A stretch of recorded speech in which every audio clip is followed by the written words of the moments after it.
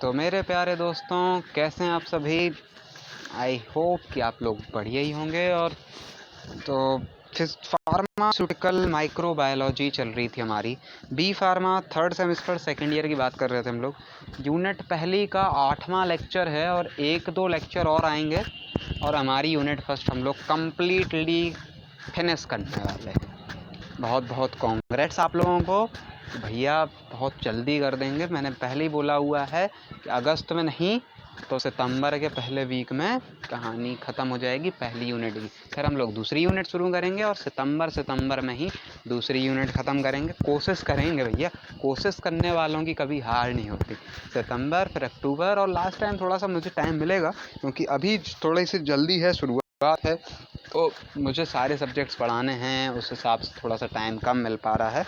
तो चलिए शुरू करते हैं। फिज़िकल का भी एक लेक्चर मैंने डाला हुआ था और माइक्रो के और पहले भी 7 लेक्चर डल चुके हैं। काफ़ी लंबा पढ़ चुके हैं हम लोग, बहुत सारे मैटर्स पढ़ चुके हैं, बहुत सारा मैटर पढ़ चुके हैं, जो कि थ्योरी है। ये तो थ्योरी है लेकिन पूरा कनेक्टेड पढ़ाता हूँ मैं, तो पुराने मेथड ज़रूर देखते रहिएगा, पुराने लेक्चर्स देखते रहिएगा। तो आज के लेक्चर की बात करते हैं, शुरू करते हैं। आज हमारा है बड़ा ही इम्पोर्टेंट टॉपिक है और बड़े क्वेश्चंस किए हैं आप लोगों ने इस टॉपिक पे मुझसे। चलिए शुरू करते हैं भैया।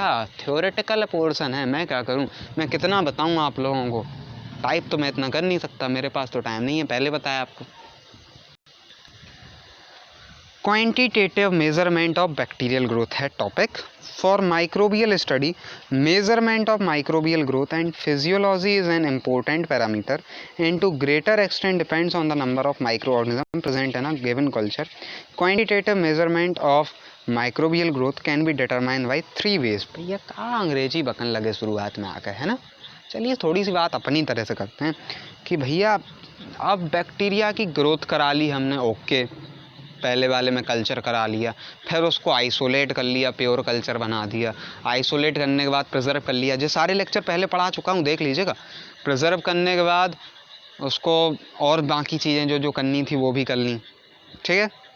अब ये बताइए कि अब हमें क्या करना है। अब ये देखना है कि वहाँ कितनी ग्रोथ हुई थी, और प्रिजर्व अगर हमने किया, किसी को नया कोई प्रैक्टिकल कर रहे हैं प्रिजर्वेशन का, तो कितनी पहले थे और प्रिजर्व करने के बाद कितने बचे, ये डिटरमाइन करने के लिए क्या मेथड्स हैं। बड़े लोगों के क्वेश्चन आए थे इस पर कि प्रिजर्वेशन अगर हम लोग कर रहे हैं, पिछला लेक्चर जब मैंने डाला था, तो उसके साथ हमें क्या रिस्पॉन्स मिलेगा, कैसे पता करेंगे कि हाँ हमारा प्रिजर्वेशन सही था। तो ऐसे पता करते हैं कि 3 मेथड हैं डिटर्मिनेशन करने के। पहला सेल मास, दूसरा सेल एक्टिविटी, तीसरा सेल नंबर। अब आराम से बारी बारी से बताऊंगा और शॉर्ट में बहुत आराम से बताऊंगा क्योंकि ये बहुत बड़ा थ्योरी टॉपिक है। केवल थ्योरी है, बस समझाने का थोड़ा बहुत है, वो समझा दूंगा 20-25%। मैं स्टार्ट करता हूँ सेल नंबर से। पहला है डिटर्मिनेशन ऑफ सेल नंबर। इसके अंदर 2 तरह के मेथड आते हैं, पहला टोटल काउंट या डायरेक्ट मेथड, और दूसरा वायबल काउंट या इनडायरेक्ट मेथड। टोटल माने पहले में आते हैं डायरेक्ट माइक्रोस्कोपिक काउंट या ब्रीद मेथड। दूसरा मेथड है काउंटिंग चैम्बर मेथड या हीमोसाइटोमीटर मेथड। तीसरा प्रोपोर्शनल काउंट मेथड। चौथा इलेक्ट्रॉनिक काउंटर मेथड। तो भैया ये बहुत आसान टॉपिक है, बहुत इजी टॉपिक है, तो आराम से ये तो बन जाएगा जो है।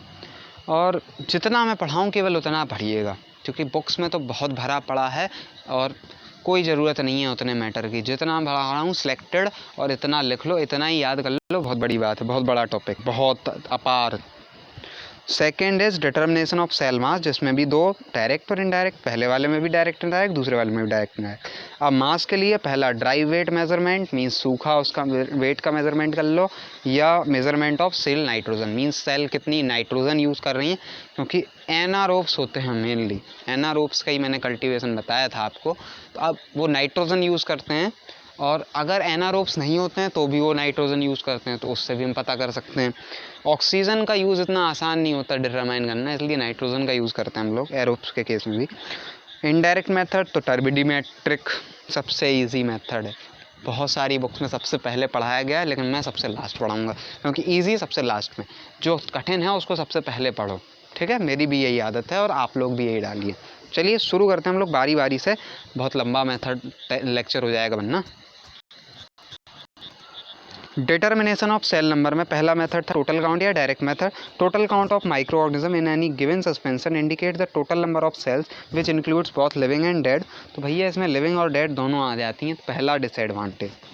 अब इसमें कौन कौन से मेथड हैं? पहला मेथड था ब्रीड मेथड, ऊपर बताया था। This method is also called as direct microscopic count. और known volume of cell suspension means 0.01 ml कुछ लेते हैं, is spread uniformly over a glass slide, बहुत आराम से, क्योंकि माइक्रोब्स बहुत छोटे होते हैं तो इतने में ही बहुत सारे आ जाएंगे, इतने ही आप मेज़र कर लें, बहुत बड़ी बात।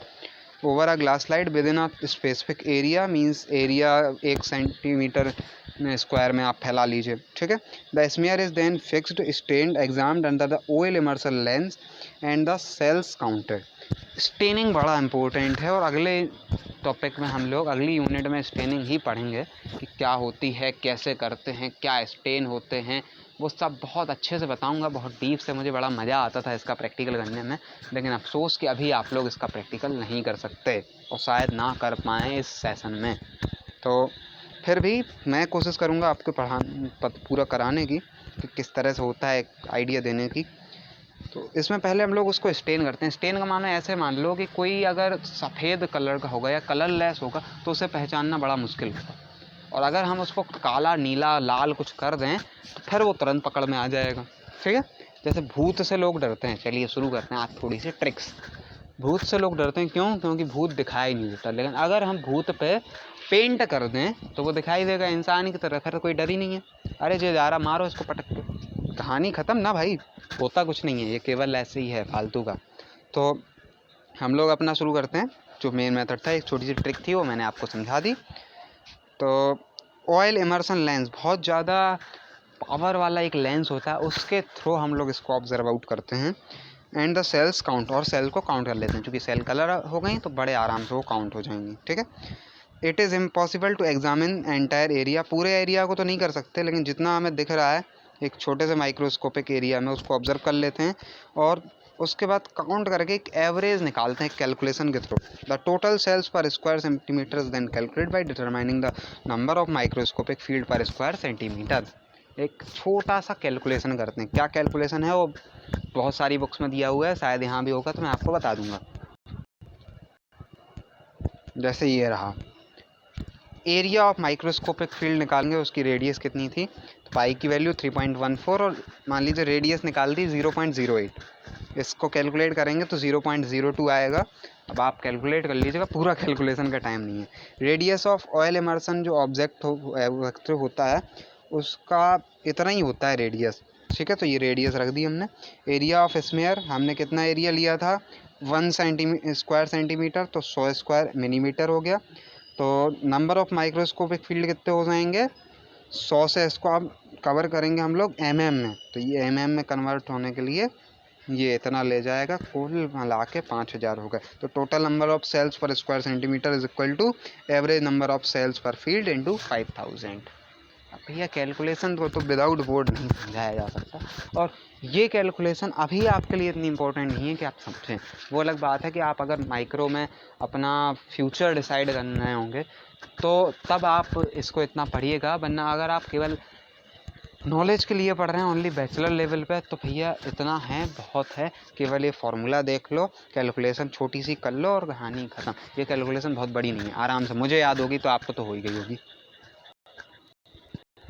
दूसरा मेथड छोड़ देते हैं, मैंने पहले बोला था छोटा सा पढ़ाऊंगा, शॉर्ट पढ़ाऊंगा। तीसरा मेथड स्टार्ट करते हैं, प्रोपोर्शनल काउंट मेथड। तो a standard suspension of particles, plastic beads, number of particle या volume is known, is mix with an equal amount of cell suspension. Means एक स्टैंडर्ड सस्पेंशन लेंगे particles का और उतना ही अमाउंट लेंगे सेल सस्पेंशन का और दोनों को मिक्स कर देंगे। This mixed suspension is spread on the slide, fixed and stain. Slide करेंगे, फिक्स करेंगे और स्टेन कर देंगे, फिर वही कलर कर दिया। The particles and cell in the microscopic field are counted, फिर उनको काउंट करना आसान हो जाएगा क्योंकि वो पार्टिकल्स भी रहेंगे।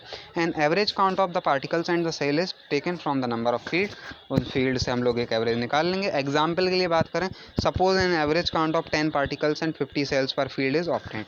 मीन्स 10 पार्टिकल, उन पार्टिकल पे 50 सेल्स आ गई, ऑब्टेन्ड हो गई। If the number of particles in 1 ml of standard suspension is 25,000, then the number of cells per ml of suspension is 50/10, 10 particle थे तो पहले उनसे डिवाइड कर लो, इंटू 25,000, कुल मिला के 1,25,000 सेल्स पर ml कैलकुलेशन हो गई।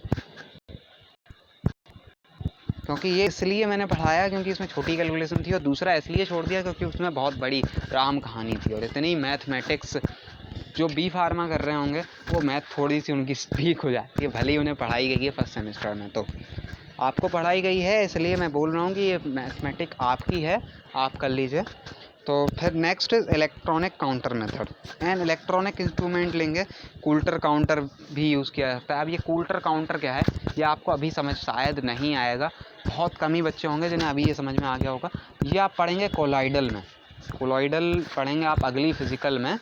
तो हाँ, अभी फिजिकल फार्मास्यूटिक्स फर्स्ट चल रही है 3rd सेमेस्टर में जो मैं पढ़ा रहा हूँ, फिर पढ़ेंगे आप physical pharmaceutics 2nd 4th semester में। उसमें ये है कूल्टर काउंटर एक इंस्ट्रूमेंट है, और उससे हम लोग कोलाइडल्स को देखते हैं, ठीक है, बहुत सारे हॉस्पिटल्स में यूज़ होता है। For the direct enumeration of cells in a suspension, means बहुत सारी जो सेल्स हैं सस्पेंशन में उन्हें देखने के लिए। In this technique the bacterial suspension is pass through a capillary tube, एक कैपिलरी ट्यूब के थ्रू पास करते हैं। The diameter of this tube is so microscopic, means microscopic होना चाहिए, that it allows only one cell to pass at a time, इस type का होना चाहिए कि ओनली एक ही सेल एक समय पर निकल सके। The instrument can count 1000 of cells in a few second, चूँकि भैया बहुत छोटी छोटी सेल्स होती हैं तो बहुत तेज़ी से वो काउंट करेगा। But this system has a disadvantage in that the counter counts even dust particles, means वो डस्ट पार्टिकल्स को भी लेगा, और डस्ट पार्टिकल्स जो हैं वो सेल्स के लगभग बराबर होते हैं और बड़े भी होते हैं। And the suspension must be absolutely free of any foreign particle. अब आपको ये करना पड़ेगा जो बहुत बड़ी आफत होती है, सस्पेंशन कल्चर जो है वो एक भी फॉरेन पार्टिकल नहीं होना चाहिए उसमें। अब ऐसा तो हो नहीं सकता। Direct counting methods are rapid and simple, छोटे छोटे मेथड हैं, जल्दी हो जाते हैं, क्योंकि मैंने सारे के सारे बताए बहुत तेज़ी से हो गए। पहले वाले में क्या किया, उनको स्टेन किया, माइक्रोस्कोप से उसको देखा, उसके बाद एक छोटा सा रेडियस होता है उसके थ्रू हम लोगों ने फार्मूला में निकाल रखा, वैल्यूज़ निकाल दी, एक एक्यूरेट वैल्यू मिल गई हमें। उस एक्यूरेट वैल्यू को हम लोगों ने फिर अपने तरह से nm से mm में कन्वर्ट कर लिया, mm में कन्वर्ट होने के बाद हमें वो वैल्यूज़ मिल गई, कहानी ख़त्म। दूसरे मेथड में क्या किया, फिर वही सेम, हम लोगों ने इस बार थोड़े से पार्टिकल्स भी मिला दिए, फिर उन पार्टिकल्स का एक फार्मूला लगाया, जैसे 50-10 का दिया, 10 से 50 को डिवाइड किया, उसका मल्टीप्लिकेशन करके हमें टोटल मिल गई। दूसरा इलेक्ट्रॉनिक काउंटर मेथड, यहाँ कूल्टर काउंटर का यूज़ किया, यहाँ एक कैपिलरी ली जिससे एक ही सेल एक टाइम पर निकल सके, 1000 ऑफ सेल्स जल्दी जल्दी काउंट हो गई, लेकिन साथ में फाइन पार्टिकल्स भी काउंट हो रहे हैं, दैट इज़ योर डिसएडवांटेज। ठीक है, इतनी चीज़ें मैंने आपको बता दी अभी तक। आगे बढ़ते हैं, अभी लंबा लेक्चर है, मैं भी बहुत मेहनत कर रहा हूँ भैया, समय ना होने के बाद भी। उसके बाद भी आप लोग सब्सक्रिप्शन बड़े कम कर रहे हैं भैया, शेयर करो अपने दोस्तों के साथ, व्यूअर्स सब्सक्रिप्शन बढ़ाओ। नेक्स्ट इज वायबल काउंट या इनडायरेक्ट मेथड। अभी जो था वो सब डायरेक्ट था, सीधा सेल काउंट कर रहे थे, अब इनडायरेक्ट मेथड है। The principle behind viable count is that all viable cells are spores under suitable growth conditions multiply and that each cell or spore from a colony. The number of colonies therefore is the same as the number of viable cells present in the original sample. Means एक किसी colony में हम लोग देख लेते हैं और फिर सारी कैलकुलेशन उसी से लगा लेते हैं, that is indirect. Plate count technique पहली है। In this method a measured amount of diluted bacterial suspension is introduced into a petri plate after which the agar medium डालेंगे, liquid from 45 degree celsius is added, ये add कर देंगे। Immediately mix the agar medium with the inoculum by rotating the plate after the solidification of medium, क्योंकि agar है, एगार जैसे ही डालते हैं तो सॉलिड हो जाता है।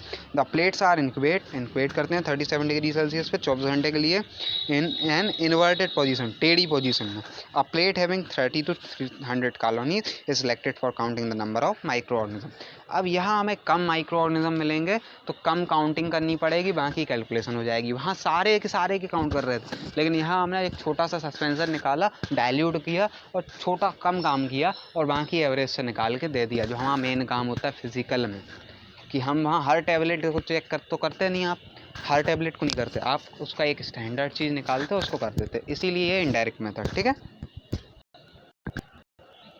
The plate count techniques has certain disadvantage. देखिए डिसएडवांटेज इनके भी हैं। The suspension contains different microbial species, हो सकता है वहाँ डिफरेंट माइक्रोबियल स्पीसीज हों। Then all of them may not grow on the medium used and under the specified condition of growth. If the suspension is not homogeneous, homogeneous भी नहीं होगा। And contains aggregate of cells, हो सकता है उसमें aggregates बने हों sales के। The resulting colony count will be lower, हो सकता है जो हम काउंट कर रहे हैं वो कम हो, एक्चुअल नंबर कुछ और ही हो। Because aggregate cell produce a single colony, क्योंकि जो एग्रीगेट सेल्स होती हैं वो अपने आप में एक कॉलोनी होती हैं। पहले मैंने बताया हुआ है कि जो सेल्स मिलके ये कॉलोनी बनाती हैं। कुछ लेक्चर्स दिखाइएगा। Next is membrane filter count method. This method follows the same principle as in a plate count technique. Principle दोनों का सेम है, मैंने आपको एक बता दिया था इनडायरेक्ट काउंट में, जो ऊपर लिखा हुआ था 2 लाइन का, बस वही है प्रिंसिपल। ठीक है, प्रिंसिपल अगर दोनों का में से किसी का पूछे तो आपको वही लिखना है। ठीक है, तो डाइल्यूटेड सस्पेंशन यहाँ भी डाइल्यूट करेंगे। फिल्टर थ्रू आ मिलीफोर्स फिल्टर, एक मिलीफोर फिल्टर आता है। मिलीफोर फिल्टर जो है वो हैपा में भी शायद लगा होता है, तो उस फिल्टर के थ्रू हम लोग उसको फिल्टर करते हैं। The microbes are retained on the filter disc and then this disc is placed in a culture medium in a petri plate. फिर इसको हम लोग निकाल के एक पेट्री प्लेट में रखेंगे। The plates are incubated and the colonies are counted on the filter disc. Means एक छोटा सा डाइल्यूटेड सस्पेंशन निकाला उस फिल्टर से, उसके बाद उसको इनक्यूबेट करके हम लोगों ने ऑब्जर्व किया और फिर कैलकुलेशन लगा के बता दिया कि टोटल इतनी होंगी जब इतने में इतनी हैं। तो मीन्स ऐसे मान लो कि 1 किलोमीटर मान लो हमने 150 कदम में पूरा, नहीं सॉरी 1500 कदम में अगर हमने 1 किलोमीटर पूरा किया, तो आपने कैलकुलेट कर लिया तुरंत कि हमने 20 किलोमीटर भी 20 इंटू 1500 किया, आपने कितना आएगा भाई साहब 30,000, 30,000 कदम में मैंने 20 किलोमीटर कवर किया। लेकिन ऐसा हुआ नहीं होगा, 19-20 रहा होगा, या तो बहुत ज़्यादा बढ़ गया होगा, कभी मुझे थोड़ी एनर्जी ज़्यादा आ गई होगी, मैं ज़्यादा दौड़ गया हूँगा, लेकिन एक एवरेज बता दिया। और यही इसका डिसएडवांटेज था कि ये एवरेज बताता है। एडवांटेज हैं इसके बहुत सारे। मीन्स प्लेट काउंट से तो है ही। Large volume of the sample can be analyze, इसमें थोड़ा लंबा वॉल्यूम एनालाइज किया जाता है, क्योंकि फिल्टर करना है, कोई बहुत बड़ी बात नहीं। Specially when the number of organism is very few, जब बहुत कम होंगे तब तो बिल्कुल ही। Secondly various type of micro organism can be detected, क्योंकि जो सिलेक्टिव मीडिया होगा हमारे पास, तो उसको बड़े आराम से हम लोग डिटेक्ट कर लेंगे कि कौन सी माइक्रोब्स हैं। क्योंकि हमारे पास फ़िल्टर था तो वो फ़िल्टर बता देगा, बता देते हैं, बहुत सारे फ़िल्टर होते हैं। अब फ़िल्टर के बारे में आप आगे पढ़ेंगे, बहुत है। हैपा अभी यहीं पढ़ेंगे आप। हैपा क्या होता है? High efficiency particulating air filter, that is HEPA, जो लगा होता है इंडस्ट्रीज़ में। ठीक है। Second is determination of cell mass, दूसरा ये रहा। This is a method in which the weight or mass of cell is estimated as an indicator of increasing growth। अब सेल मास की बात करते हैं, तो पहला है डायरेक्ट मेथड, जिसमें 2 थे, ड्राई वेट मेजरमेंट और measurement of cell nitrogen. Dry weight measurement में this is a simple and direct method of measuring the cell mass. The culture suspension is centrifuge and the pellet is repeatedly wash to remove all foreign particle. Centrifugation कर देंगे, पहले centrifugation पढ़ेंगे engineering में, क्या होगा वहाँ पता चलेगा। और पैलेट जो होंगी उन्हें बहुत कंटिन्यू वॉश करेंगे रिपीटेडली, तो और जितने भी फॉरेन पार्टिकल्स होंगे वो निकल जाएंगे। The residues is then dried and weighed. This method is mainly applicable in research investigation and for measuring growth of moulds. बस इतनी ही काम हो सकते हैं। दूसरा measurement of cell nitrogen. A major chemical constituent of cell is protein, of which nitrogen is an important ingredient. Cell बनती है प्रोटीन से और प्रोटीन का मेजर सोर्स होता है नाइट्रोजन। अ बैक्टीरियल पॉपुलेशन और cell crop can be measured in terms of cell nitrogen. तो हम लोग नाइट्रोजन से भी काउंट कर सकते हैं कि कितनी हमारी वहाँ बैक्टीरिया होंगे, कितने माइक्रोब्स होंगे। The cells are obtained by centrifugation as mentioned in dry weight measurement and the cell nitrogen is estimated by chemical analysis. Means cell nitrogen chemical analysis से पता चलेगा। और सेंट्रीफ्यूगेशन जैसे हमने ड्राई वेट मेथड में किया था वैसे ही इसमें भी करेंगे। The method is useful for dense cell suspension, dense cell suspension के लिए भी ये मेथड यूजफुल होता है। Next is indirect method, that is turbidimetric method. A most widely used technique for measuring cell mass is by observing the light scattering capacity। जो आपने limit test किए थे वहाँ टर्बिडिटी चेक करते थे, यहाँ थोड़ी वही टर्बिडिटी चेक करेंगे, थोड़ा सा स्टैंडर्ड तरीके से। A dispenser of unicellular organism is placed in a colorimeter और spectrophotometer and light pass through it। Light pass करेंगे colorimeter या स्पेक्ट्रोफोटोमीटर से। This instrument work on Beer and Lambert law, ये एक लॉ है जिस पे वर्क करता है। अब ये लॉ आप पढ़ लीजिएगा, ये आपके सिलेबस में नहीं है अभी। That is light absorbance is directly proportional to turbidity of medium. The absorption is measured in terms of optical density. Absorbance इस टर्म में हम लोग उसका डिटरमाइन करते हैं, क्योंकि सब कुछ रिटन और डॉक्यूमेंटेड होता है। The measurement of optical density does not give value of cell number or cell mass, but the cell number can be calculated by plotting calibration curve. उस जो डाटा मिलता है हमें in term of optical density, वहाँ हम एक calibration curve बनाते हैं और उस कैलिब्रेशन कर्व के थ्रू हमें एक इंडिकेशन मिलता है कि जो आप क्या बोलते हैं कितना सेल मास होगा यहाँ पर, ठीक है। मीन्स कितना सेल मास होगा तब इतना टर्बिडिटी मिल रही है, तब इतना डाटा मिल रहा है। The cell number of an unknown sample can be determined by taking and optical density and comparing it with the corresponding value of standard curve. एक स्टैंडर्ड कर्व हमारे पास होता है जो हमें पहले से दिया हुआ होता है, वो आप अभी नहीं सीख पाएंगे, वो आप मास्टर्स लेवल में या उससे ऊपर देखेंगे कि वो कर्व किस टाइप का होता है। और उस कर्व के बाद हम लोग किस टाइप से मेजरमेंट करते हैं, जो हमारी वैल्यूज़ है उसको कंपेयर बेस पे पूरा काम चलता है, और ज़्यादातर फार्मेसी कंपेयर बेस पे ही चलती है, ठीक है। मैंने पहले बोला था कि आप ज़्यादा नहीं सिलेक्टेड पढ़िए, क्योंकि माइक्रोबायोलॉजी आपको अभी सिलेक्टेड ही पढ़नी है ऑन बैचलर लेवल।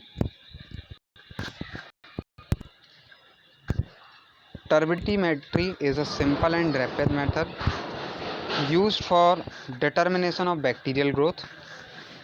पता नहीं क्या हो गया, ये एक सिंपल मेथड है और जल्दी होता है, ये रैपिड मेथड है, क्योंकि लिमिट टेस्ट करते हैं जल्दी होते थे, आप लोगों ने भी देखे हैं।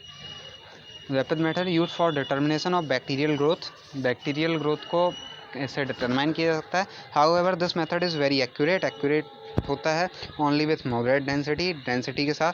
It is not possible to measure cultures grown in culture media और culture that contain suspended material other than bacteria. It must be recognize that as well as living cell, दोनों की दोनों कंटिन्यू हमें काउंट हो जाती हैं।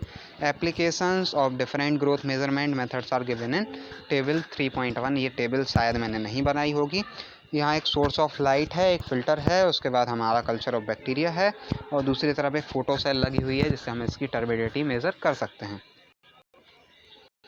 Last method is our determination of cell activity, measurement of biochemical activity, हम लोग उसकी बायोकेमिकल एक्टिविटी मेजर कर लें। This is an indirect method to determine the microbial growth.